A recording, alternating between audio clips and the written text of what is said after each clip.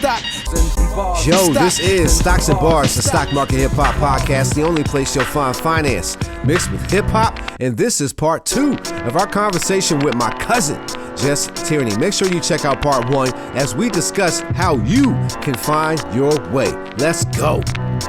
I got my clique ready to use the money they got from jobs, encouraging, teaching them that it's not so hard. I'm doing this, making investing pop.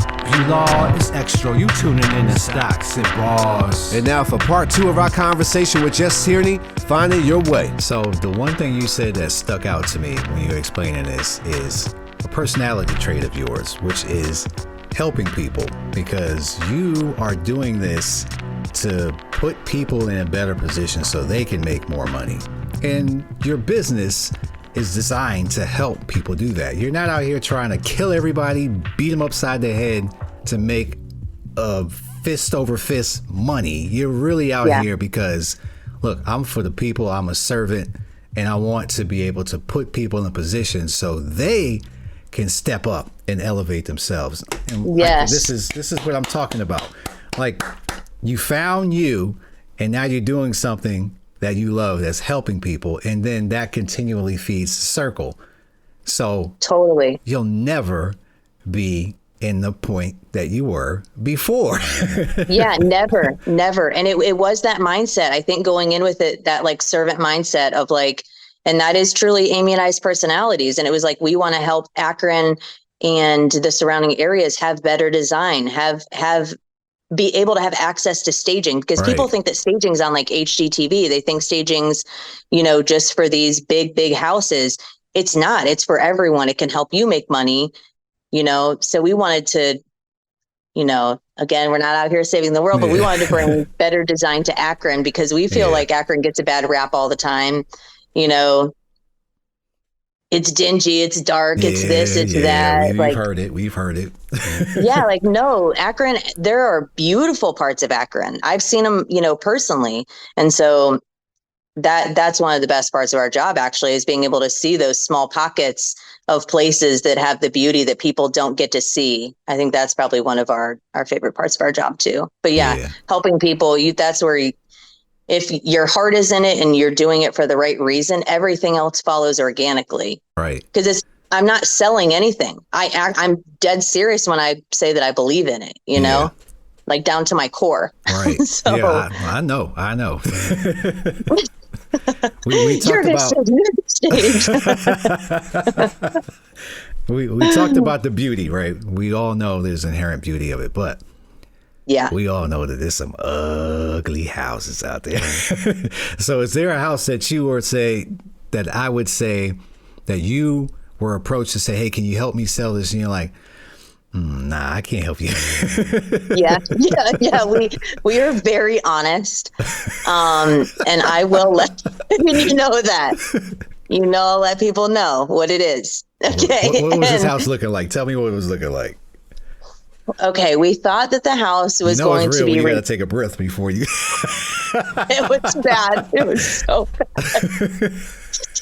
Okay, we thought it was going to be repainted. It wasn't repainted. No big deal. Okay, but one of the rooms was a very bright child's purple, and the electrical boxes had paint or had tape over them, and then paint over that to look like it was an electrical box. That it was like an electrical outlet. They put tape over it, and then they painted over top of it to make it look like it was just part of the wall. Even though it's tape and it's quite obvious. Nothing to see here. Nothing to see here. What's that over there? Nothing. Nothing. There was trim just like hanging like this, like in the back of the, like, just like say this is trim right here. It was just dangling completely off the wall. Like I can't do anything with that. Like, I can't, a picture won't help, So, and we'll be dead honest about that. Like, sometimes what they need to do is take that money that they were going to stage with, because they want to put lipstick on a pig. Yeah. take that money and you put it into painting or doing the floors, like that just needs to go somewhere else, to be honest. Like, because it's going to make me look bad if I'm in here staging this house. Cat wallpaper. The whole room was cat wallpaper. Yeah, what you supposed to do with that? What am I going to do with that? Cat wall? I guess we talking about kittens or cats? Like kittens playing with a yarn ball type, or white wallpaper, calico cat, black cat, gray cat, like different kinds of cats. Wasn't even one kind. Any cat you could think of. It was on there. Garfield. It was bad. It was bad. It was filthy. It smelled like if you could smell pictures. Oh, that's the other thing is sometimes we'll like, go to a walkthrough and we'll like, see the pictures from before. Like maybe they've had it previously listed or something, on Zillow where we can see pictures of it. And then you get there and you're like, you can't smell a photo, but if you could. Scratch and sniff. This is the one. Yeah. Yeah. There've been a couple where we've just had to back out and be like, we can't put our stuff in here because my inventory is going to stink. Would be ruined, So we've had a few. Amy had a lady one time, she did a consultation for her and she had taxidermied pets. I wasn't there for that one. Unfortunately, I wasn't there for that. I would have had a ball with that. Yeah. Her cat. It was her cat that was taxidermied. She had her cat stuffed and it was on a library wall of books. Yeah. Real stuff. And Amy had to politely ask her to remove that if she wanted to sell her house. That's gotta go. Yeah. I would have loved to have heard that conversation. All right. So I want to back up a little bit now because we talked about, the journey and everything and the jobs that you've taken in order to get to where you're at. So I want you to also highlight, the things that you tried. You were able to extract the good out of it and able to, and then use it for what you're at right now. So let's go down a list of jobs here, all right, that I've known Jes at, all right? So we're going to go this route, okay? All right, boom. When I first met you was at Red Robin, okay? You were at Red Robin for a while. So what did you pull out of working for Red Robin that you can still apply to today? Oh, that's a good one. Red Robin was a good place for me to work at. Red Robin is probably not what it is today. I'm really not sure. But when I was there, it was really good. It taught me a lot about integrity. Okay. And seeking knowledge. Like they had these few core values. And it's like seeking knowledge, integrity, having fun. And it's like sometimes when you're in a job, it was just a serving job at the time. Yeah. You don't think how much it really does affect you. But those things stuck with me, I feel like. And being with people, being able to interact with all kinds of different people and finding the good in everyone, not freaking out if someone didn't tip me or if there was one bad apple, it didn't ruin my day, Yeah. I feel like that was a huge lesson from that. I learned a lot from Red Robin. Yeah, it was a good place. Good place. Red Robin, shout out to making Jes who she is today. Now let's go on I was to just the telling next someone one. a story about this today, actually. What's up? Red Robin, one time, my manager, Jason, great guy, we would kiki, laugh. We would joke all the time. Great guy. Had to fire me one time. The only time I got fired, yes, was one by time? him. Does it mean that he fired you multiple times? No. I mean, the only time I got fired was by him.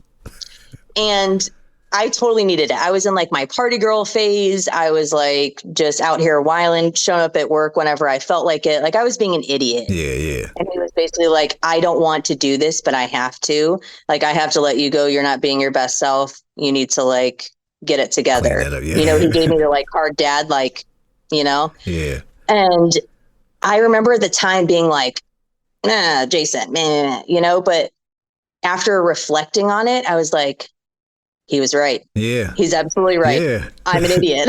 I need to stop messing up. And I came around, and I do remember going back to him and like thanking him for firing me, because sometimes, no one's perfect, and I needed a kick in the pants. So shout out to Jason for kicking me in the pants at Red Robin. The one time I got fired, I deserved it. We always have to take things with that silver lining, because everything serves the greater good. Yes. Everything always will come to that part. Just take some time. In your case, you realize it now. You didn't know it then, but now you do. Yeah, I needed the humility for sure. Yeah. So Red Robin taught you a lot that you apply now. I want to move to the next one. The next job that I knew that Jes was at was American Income, or whatever the American Income Life. Yes. And shout out to you for that, because you changed my life from that one, right? Because you were actually the first person who put us on to getting life insurance policies. And since then, I've run with that, and I've learned more about life insurance. And, I got it for my kids and all that good stuff. So you are the person who is responsible for our household being insured to this That makes me so happy. Yeah. But what did you learn from working in that position? That was another servant's heart job, because it was about helping people who didn't think that they could afford life insurance, being able to afford it. That led me down that way all the time. Hustle. That was definitely. That's a hustle job. Oh my God. Nothing taught me hustle more than that job, probably too. Because I would go into the office at 9 a.m. I would go to a meeting for an hour and a half. I would go to my territory from 10 to 9 p.m. I would go home, do paperwork. I would go in the morning, turn it in, and go out and do it all over again. And I would do that every day. And on Thursdays, I would make 250 phone calls in 4 hours and just dial like a machine. Oh my Lord, that was the hustle job. And if you're young and you don't want a family, and you don't, you're in that for you. Yeah. Yes, I started that job when I was single, and I was just out here to be like, I'm about my money. I don't care. Everyone stay out of my way. And of course, then I met my husband, because that's how that happens. When you're like, I don't want anything. Everyone stay away from me. Best thing to ever happen to me, honestly. Way better than American Income. But yeah, that was a hustle job. All right. And then the last one, your transition phase, where you were going through a couple of jobs in order to figure out who you are. And a lot of people go through the MLM stage of things, especially they target a lot of single mothers, one, and motherhood too. They do that a lot for the reason that I feel like they think that you were in that position where you felt like you could have contributed more, you could have been more, and a lot of mothers go through that phase. So what did you learn in that stage that helped you become the better you? That one I learned, that was a good sales job too. That was a good, reaching out to people. That's where I first started doing videos. Okay. Surprisingly. And Amy will tell you that too. Amy's like, I remember when you would do your posh videos, because I started selling it because I liked it. And everything goes back to passion, or doing something that you like, right, that your brain is interested in, because I did feel passionate about, everything that I was putting on my skin at the time, and everything that was going into my body, being very healthy. Yeah. And so, I feel like that just led right into that. And then I would do videos about using the products and things like that. So, and that was years ago. Yeah. So I feel like that kind of started me doing videos before I would even know what TikTok was. Right. Right. And speaking of TikTok, shout out to you for being the person that I knew a celebrity, y'all. Okay. She was the first person that I knew personally that had a viral video on TikTok. That's awesome. And I was like, yo, if she could do it, I could do it. And I still haven't had a viral video. You will. On TikTok. You will. But tell us the process that you were like, when you made that, did you have that mindset that this is going to go viral, or it just happened? No, it just happened. And you know who it was? Is Evan said, you know what I bet would go viral? It was my husband. It was like, you guys do that bed trick. He's like, that is wild. He's like, if you think about like, people really wouldn't believe that that's a bed. Yeah. And I was like, no, you're right. I mean, because we're just doing it. So our viral in a moment. Yes, our viral TikTok was that we in home staging use tables. We use folding tables as a bed instead of a box spring and all of that because it's cheaper. It does the same thing. We stage it the same way, put pillows, comforters. It looks completely like a bed, except for we can fold it up and store it way easier. So this blows people's minds. Some people hate us for it, which that's fine. Hey, trolls, keep it coming. Yeah. We get paid either way. Don't care. No such thing as bad publicity. That's right. So we just accidentally went viral with that. People just kept going crazy in the comments being like, I like this or I don't. Like either this is a super smart idea or it's like, I can't believe you're doing this. How dare you? Yeah. And I think that this is Chloe. Coco. Okay, go sit with Zoe for a minute. Okay. We need to pause for 1 second. Okay, so yeah, we just happened to go TikTok viral. I feel like TikTok decides what they want to see, and they decide who they want you to be. Because I think that now all of our bed videos keep going viral. So anytime that we try and do other videos, it'll be like few likes. Give me that bed video. Yes. Yeah. And TikTok is like, you're the bed girls. Okay. That's what you're doing. So you know what? We just finally gave into it. For a while, we were like trying to reinvent the wheel. And I was like, listen, TikTok, it just wants us to be the bed girl videos, I guess. So that's what we're going with. So TikTok helped you grow your business in a lot of aspects, right? Is that a good assumption to make there? Yeah. TikTok is one of those like smoke screens too. I feel like people need to know the like real side of TikTok. People think that you're like, if you go viral, you're making hundreds of thousands of dollars. I'm not. No. Yeah. I think they paid us like $100. Yeah. So TikTok maybe is the real hustlers out here. Yeah. Yes. So I feel like a lot of ours, it's kind of a combination. Like we get our Airbnb jobs from Instagram. They've come from people from California, and different spots from Instagram. TikTok is kind of like for the home staging, like people who want to be home stagers and the trolls for our bed videos. The trolls, yeah. There's tons of trolls out there on TikTok that I've come to find out about. Yeah. Yeah. They need a bone every now and then. So yes. Shout out to you for your heart being big enough to share it with the trolls. It's like everybody got to eat. Fine. Here's some meals for the trolls too. Why not? Yep. We don't mind. All right. So we walked through the whole transition, the 8 years. We've talked about each job, how it contributes to where you're at right now, how it's builds you to be the best version of yourself. And now we're at the point where you are the OG and you are telling other people about how they can start their business. So tell people about your course that you have right now on how they can access it. Yeah, so you can access that on our Stand store on TikTok, and we have so many resources. We have free downloads and free templates. We have a quiz to see if you would want even to be a home stager, because I feel like to be a home stager, it takes, a certain type of person. So if you're wondering, like, could I do this? You take the quiz to find out if you think you could be a home stager. That's super helpful. And we have our course on there as well, to where if you were like, I know I'm in this, I want to be a home stager, I'm in the beginning stages, and I just want to get from point A to point M quick, then you take our course. Okay. And that'll get you skyrocketed through it. Yeah. All right.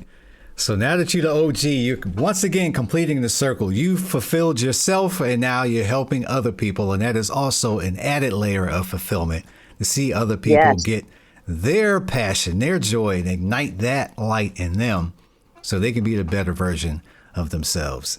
And this is what I love doing. This is why I wanted you on the show so bad, because I watched you do this. And I want again, highlight to people that all you need to do is have these conversations. Me and Jess have been talking about different ways of making money for quite some time. And I've seen her get to where she's at now. And that's because she wanted it. She wanted it. Yes. I don't have a degree. I think that's really important too for people to know, is that I don't have an interior design degree. I can't say that I'm an interior designer because that title comes with a degree, right? You know, but I think that's really important for people to know, is that, you know, you don't have to have degrees. You don't have to have these certain things to be an entrepreneur. You can start from day one. You can start with a passion and grow on it. It's going to be hard, and you got to have a lot of grit and determination, but you can do it. Right, Chloe? Yeah. Yep. Yeah. And she's teaching her kids. And this is also something important that I highlight. Our kids got to be involved in this stuff. There cannot be this separation of, no, you go do this, you go. They have to be involved. Otherwise, like you've highlighted before, there's like a something lost in the translation, right? Because they don't feel like they're involved, and it's just mommy and then it's me over here, right? Like, to intertwine those worlds, to make it seem like that we're all together in this. This is something important that I also stress to people too. You got to have that. You know, totally. Even in what I do with the podcast, like I told you before this, like, hey, I'm fine with Coco here. This is life now, you know? She got to know, hey, Uncle Dwayne does a podcast. This is what he does, you know? Oh, that's cool, you know? And it may spark something in her in the future, you know? Maybe she may want to do something on a mic, you know? Maybe she might get into hip hop, you know what I'm saying? Yes. You know, or whatever. I hope she does. Whatever it may be. I know a lot of times we also get on our kids for being on their phones and stuff. I try to also extract the good in that too, right? It can be, you know, problematic. However, I try to look at it now. They're creating videos. It's very easy for them to do it. So in this world now where it used to be you couldn't make money online, now, as you highlighted, you can make a TikTok video, and albeit it wasn't a lot of money at that point, at some point in time, that can translate into actually being something, or they can work for a company and create content for them and do something like that. So now I find myself nurturing that to say, okay, what do you really like in this? And then I take that out of it and say, all right, we running with this. So shout out to you for being able to collaborate with your kids in order to make the best out of the situation that you got. So yeah, we got to bring them in on it. So that way, you know, I feel like if she feels like she's a part of it too, it helps my heart ease a little bit. Yeah. And it's nice to be able to just take her to work with me. You know, I've always wanted to be able to just scoop up my kids whenever I wanted to and be that mom who could be there whenever I wanted to be, but still have everything. It was always like, you can't have both. You could either be a stay-at-home mom or you can be an entrepreneur. Like, no, I'm out here to prove, like, I don't care how hard I have to grind, but I will prove that you can have that balance. And I'm still working on it. You know, it's still a work in progress, but each day, if you stay on that course and you stay heavy on it, you'll figure it out. Because I feel like this past year we had a goal of, we're going to work less. Right. Because the grind, the grind sometimes is just the grind. If you're grinding, but you're not getting anywhere and you're just going on a circle, it's time to change something. Slow that down and figure out what's working and what's not. Because, you know, we need to have needle movers. That's what we call in business. At least Amy and I call them needle movers. Like, is that a needle mover for us? Is it going to get us any further? Then we're not doing it. You know, so recognizing those needle moving moments is definitely huge in business too. And speaking of these needle moving moments, we're going to go back to your childhood, right? So you're self-reflecting now and you're understanding more about who Jes is and why Jes does what Jes does. So is there a point that you can recall from your childhood that, our parents always do the best job that they can with the tools that they have. So knowing what you know that they've raised you with, and now you have your own family, what's something different that you're doing versus what your parents taught you versus what you're doing now? Oh, that's a good question. Something different.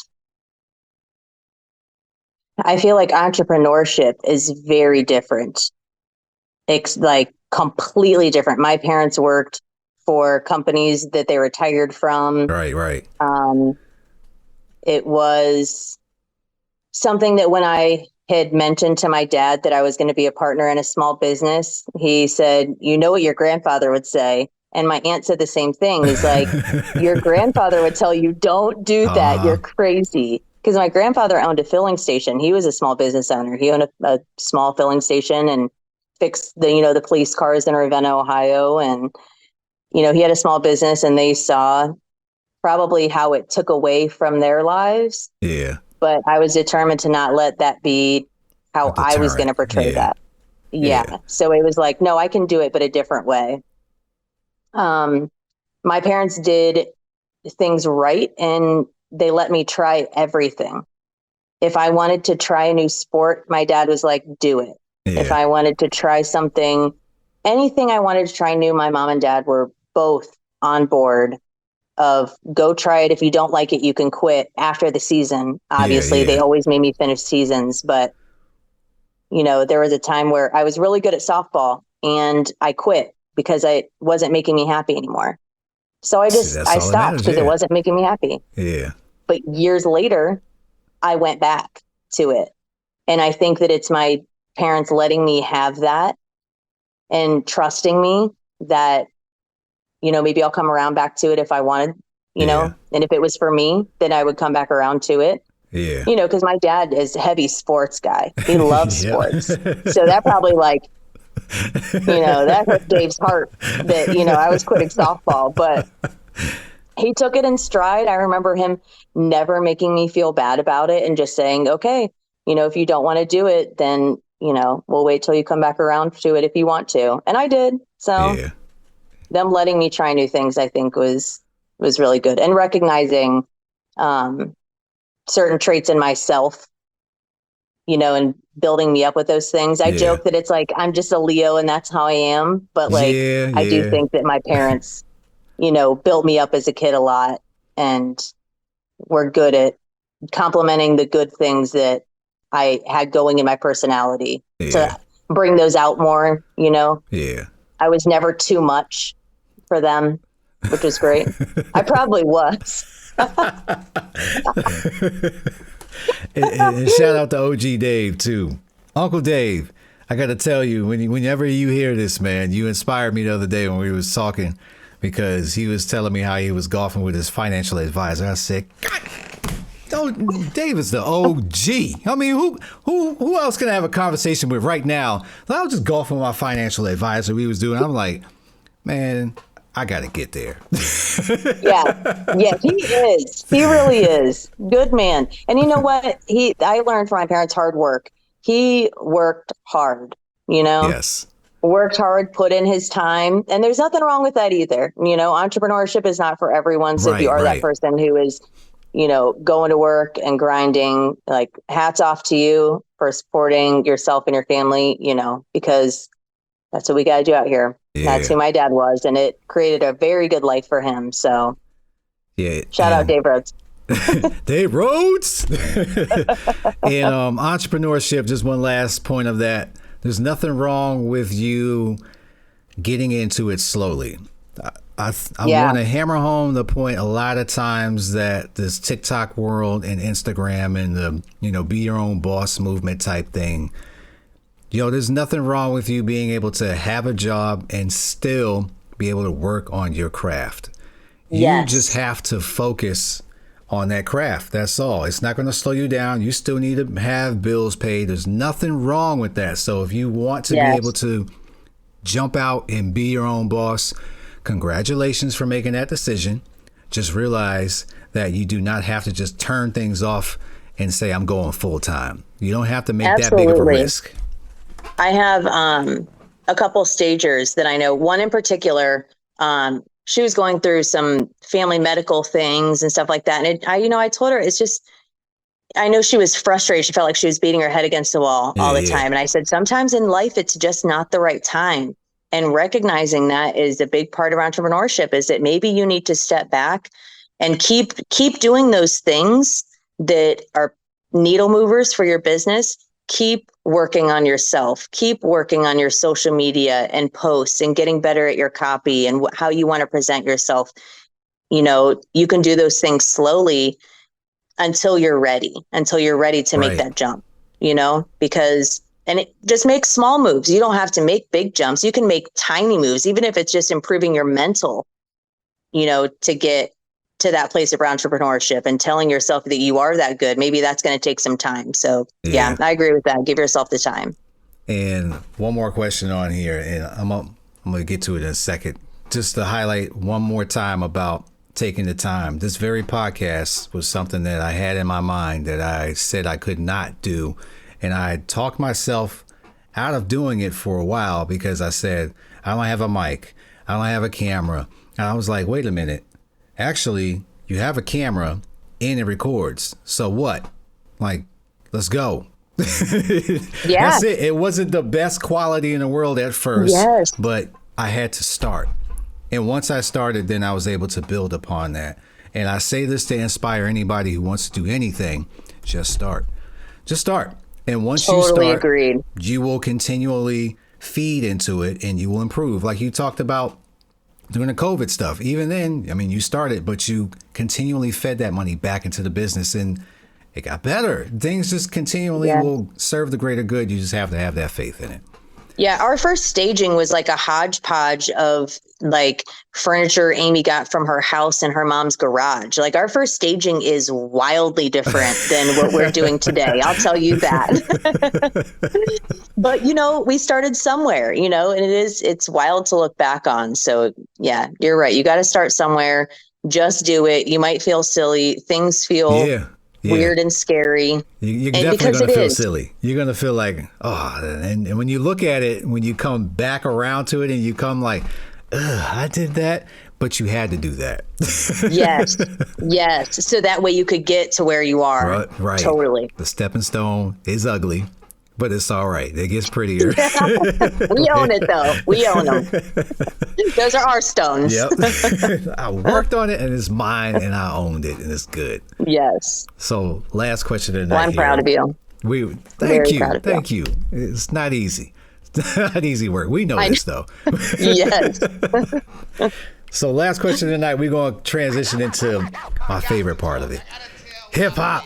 We're talking about hip hop right now. And for those of you who do not know Jess already told you she stays in fashion. At her birthday party, she was 90s fly. She had the drip from the 90s on. She had the straight up windbreaker suit. All right. Now she told me she got 2 of them. And she was like, I'm wait party a minute. Ready. This is actually real drippy. So she wore that. She had the big hoop earrings. She had the 90s hairstyle.